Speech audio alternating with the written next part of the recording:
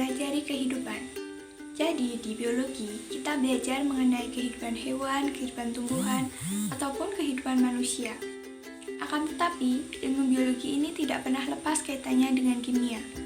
Mengapa demikian? Ya, misalnya nih, bongkar saja sistem biologi manapun. Pada akhirnya akan berujung di tingkat kimia. Untuk memudahkan kita memahami hal itu, kita bisa analogikan dengan tubuh. Kita pikirkan bahwa tubuh kita adalah wadah besar yang mengalami serangkaian reaksi kimia tanpa henti. Bila dipandang seperti ini, metabolisme kita bagaikan tarian massal yang terus-menerus bertukar atom seraya bergerak ke sana kemari. Kita dan segala sesuatu di sekeliling kita terbuat dari materi. Materi ditemukan di bumi dalam 3 wujud fisik, yaitu padat, cair, dan gas.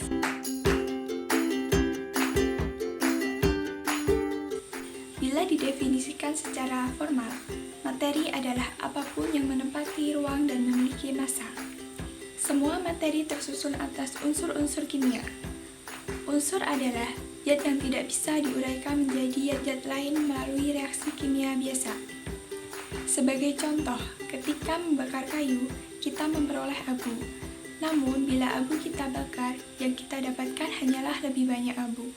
Ini karena kayu adalah campuran kompleks dari unsur-unsur, sementara abu adalah unsur murni yang berupa karbon, yang tidak dapat diuraikan lagi. Kemudian, ada sebanyak 92 unsur yang ditemukan di alam. Di antara unsur-unsur tersebut, ada sebanyak 25 unsur esensial. Artinya, unsur esensial ini mutlak diperlukan oleh tubuh kita. 4 dari ke-25 unsur tersebut menyusun sekitar 96% bobot tubuh kita. Unsur-unsur yang dimaksud ialah unsur oksigen, karbon, hidrogen, dan nitrogen.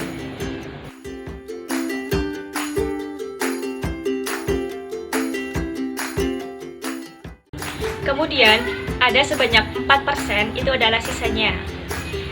Nah, sebagian besar dari 4% ini tersusun atas 7 unsur yang mungkin sudah banyak diketahui oleh kita semua. Salah satu unsurnya yaitu unsur kalsium.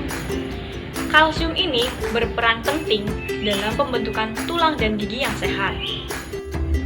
Kalsium ini banyak ditemukan di produk susu, di ikan sarden, dan di sayuran yang berdaun hijau, contohnya brokoli. Selain itu, kurang dari 0,01% bobot tubuh kita tersusun dari 14 unsur kelumit. Apakah kalian tahu unsur kelumit itu apa? Unsur kelumit adalah unsur yang diperlukan oleh tubuh dalam jumlah yang sangat sedikit.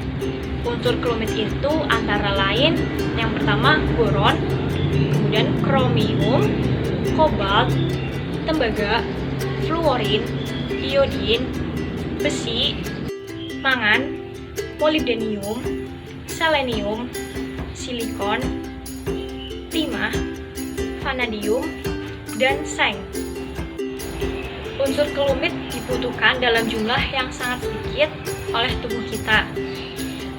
Walaupun unsur kelumit ini dibutuhkan dalam jumlah yang sedikit, akan tetapi kita tidak bisa hidup tanpa unsur ini. Contohnya, rata-rata orang membutuhkan iodin yang hanya sedikit setiap harinya. Iodin adalah bahan esensial bagi hormon-hormon yang dihasilkan oleh kelenjar tiroid. Kelenjar tiroid ini terletak di leher. Nah, apabila seseorang kekurangan iodin, maka kelenjar tiroidnya ini akan membengkak, kemudian akan memunculkan goiter, atau kondisi inilah yang disebut dengan penyakit gondok.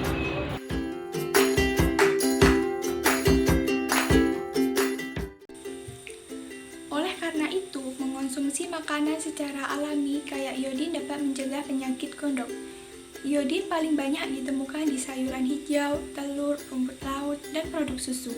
Penambahan iodin ke garam dapur atau garam beriodin telah nyaris melenyapkan gondok di negara industri. Namun, beribu-ribu orang di negara berkembang masih terserang penyakit gondok.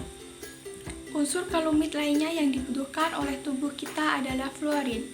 Fluorin biasanya ditambahkan ke produk perawatan gigi dan air minum.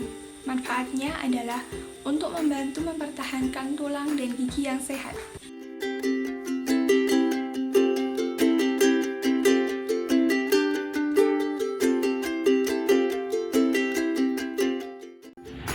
Saat ini sudah ada banyak produk makanan olahan yang difortifikasi dengan unsur mineral klumit.